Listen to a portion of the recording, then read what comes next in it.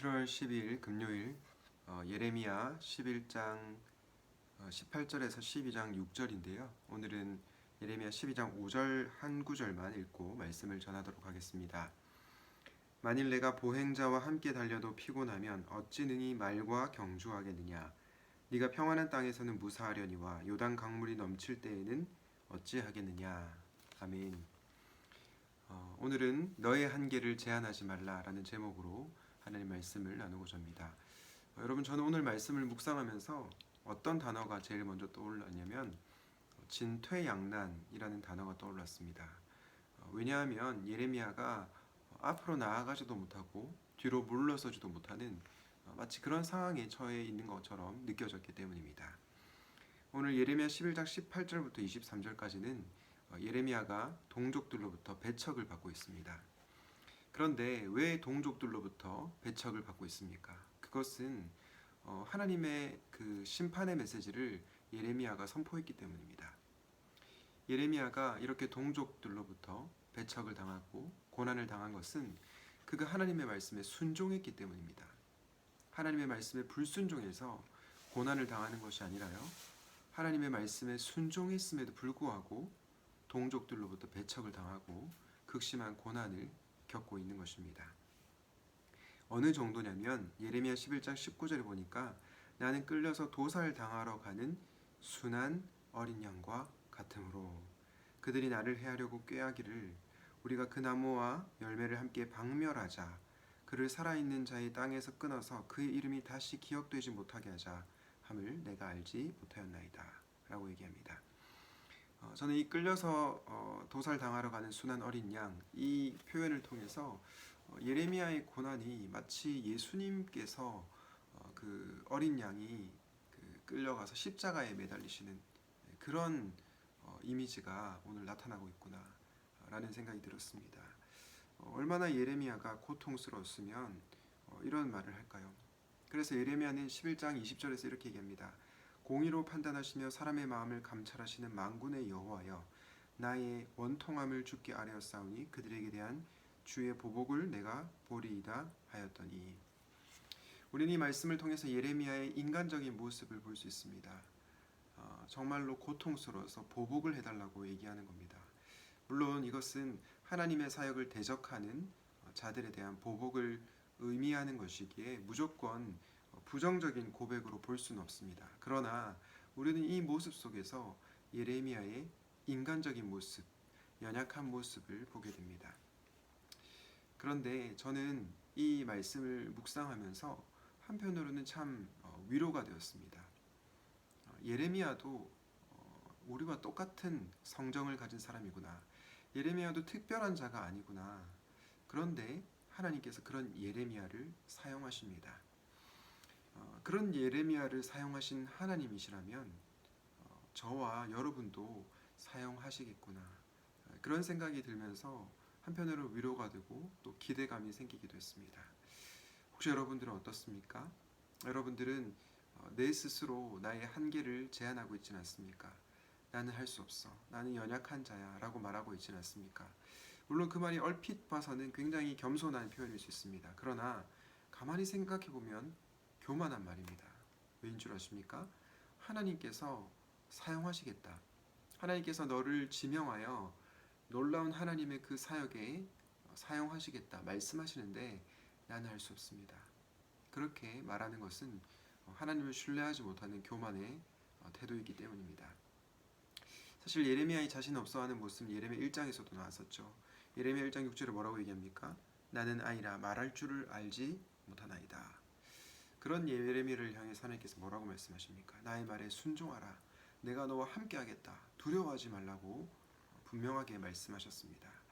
사랑하는 여러분, 혹시 여러분은 나는 아무것도 할 수 없어, 나는 무능해, 나는 정말 아무것도 가진 게 없어, 그렇게 자신을 또 깎아내리고 또 자신의 그런 한계를 정해놓으신 그런 분들이 있습니까? 그렇다면 오늘 말씀을 통해서 그런 예레미야도 사용하신 하나님, 그 하나님을 만날 수 있기 바랍니다. 그럴 때 여러분에게 있는 연약함이 벗겨지고 주와 함께 날아오를 것이라고 확신합니다. 예레미야 12장 1절을 계속해서 보시면요. 예레미야는 계속해서 하나님께 질문하고 있는데요. 그 내용이 뭐냐면 어떻게 악한 자가 잘 되고 반역한 자가 평안할 수가 있습니까? 네, 굉장히 정직한 질문이죠. 저는 이 말씀을 보면서 예수를 잘 믿고 신실한 자들에게 도리어 고난이 닥치는데 정말 악인들이 이 땅에서 너무나 떵떵거리고 잘 살아가는 그런 모습이 또 우리 시대의 모습뿐만 아니라 성경 시대에도 나타난 모습이구나라는 생각이 들었습니다. 혹시 여러분들 그런 생각이 든 적 없습니까? 나는 예수 그리스도를 믿고 신실하게 살아가는데 내 인생은 뭔가 제대로 안 풀립니다. 그런데 내 옆에 정말 악을 행하는 사람들은 훨씬 더 부유하게 살고 편안하게 사는 것을 보게 됩니다. 여러분, 저는 여러분들이 그런 마음이 들 때 하나님 앞에 솔직하게 여러분의 감정을 토로할 수 있기를 바랍니다. 하나님께서 그 기도를 들으십니다. 여러분들이 그 고난 앞에서 정직한 태도로, 솔직한 태도로 나아갈 수 있기를 바랍니다. 자, 우리는 이제 예레미야가 동족들로부터 배척을 당하고 그리고 악인들이 횡행하는 그런 서글픈 현실을 살아가는 그런 모습을 보았습니다. 여러분이 생각할 때면 이쯤 되면 하나님께서 어떻게 말씀해 주셔야 될 것 같습니까? 우리의 생각으로는 하나님께서 이렇게 말씀해 주셔야 할 것 같습니다. 예레미야야, 너 참 힘들지. 정말 너 고생한 것 내가 다 한다. 힘내렴. 뭐 이런 식으로 말을 해줘야 된다고 생각하지 않습니까? 그런데 오늘 예레미야 12장 5절에서 하나님께서 그렇게 말씀하지 않습니다. 놀랍게도요. 12장 5절에서 이렇게 말씀하십니다. 저는 이 12장 5절이 오늘 본문의 핵심 구절이라고 생각하는데요. 다시 한번 읽어보겠습니다. 만일 네가 보행자와 함께 달려도 피곤하면 어찌 능히 말과 경주하겠느냐. 네가 평안한 땅에서는 무사하려니와 요단 강물이 넘칠 때에는 어찌 하겠느냐. 여러분, 이 말이 무슨 말입니까? 예레미야야, 네가 지금 겪고 있는 고난 그거 아무것도 아니야. 앞으로 닥칠 고난에 비하면 그건 그냥 껌이야. 어떻게 그 정도 가지고 네가 앞으로 닥칠 그 고난까지 감당할 수 있겠니? 이런 뉘앙스의 말인 겁니다.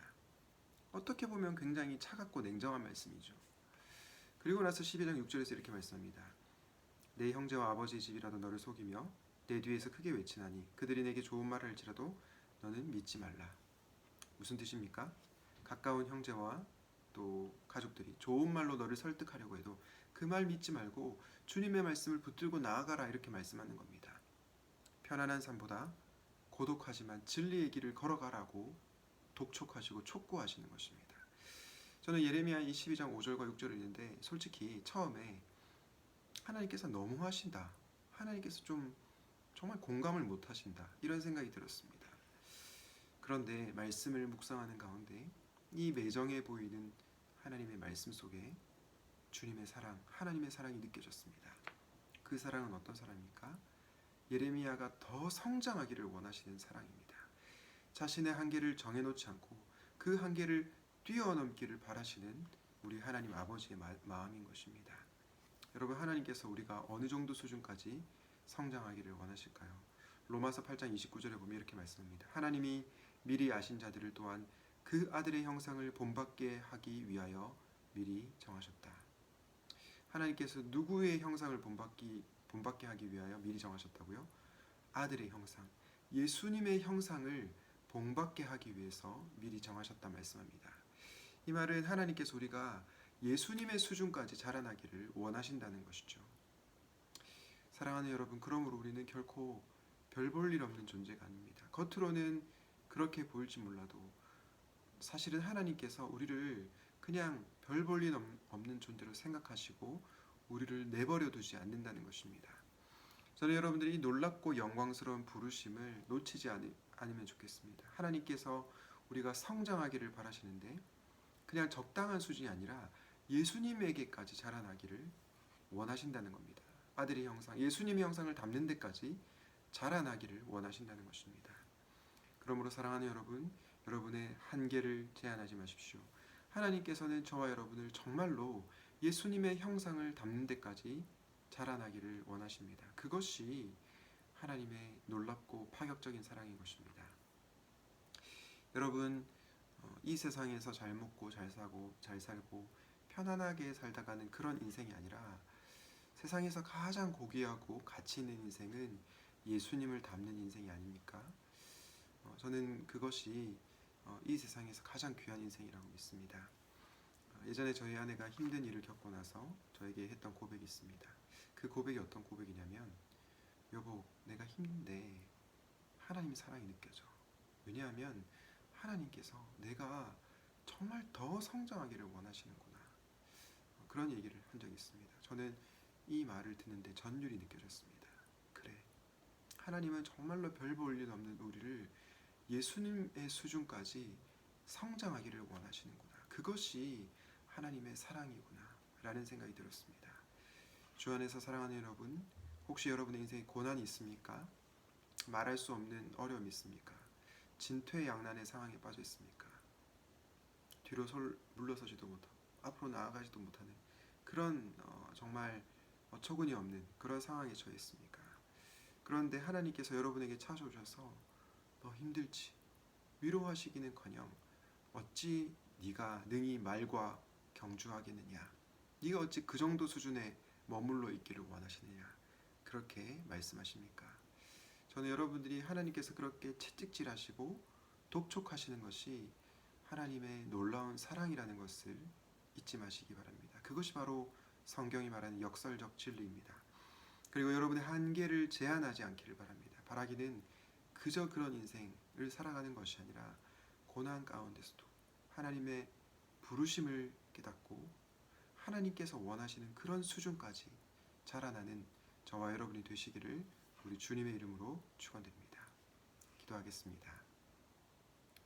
하나님 아버지, 오늘 예레미야 말씀을 통해서 예레미야가 정말로 진퇴양난의 상황에 빠져 있는 것을 보게 되었습니다.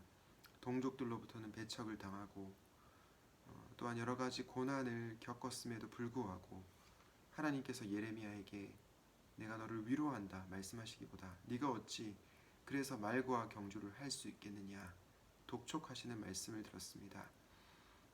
얼핏 봐서는 그 말씀이 굉장히 차갑고 냉정한 말씀처럼 들리지만 사실은 하나님께서 우리가 예수님을 닮는 데까지 자라나기를 원하신다는 것을 기억하게 하여 주시옵소서.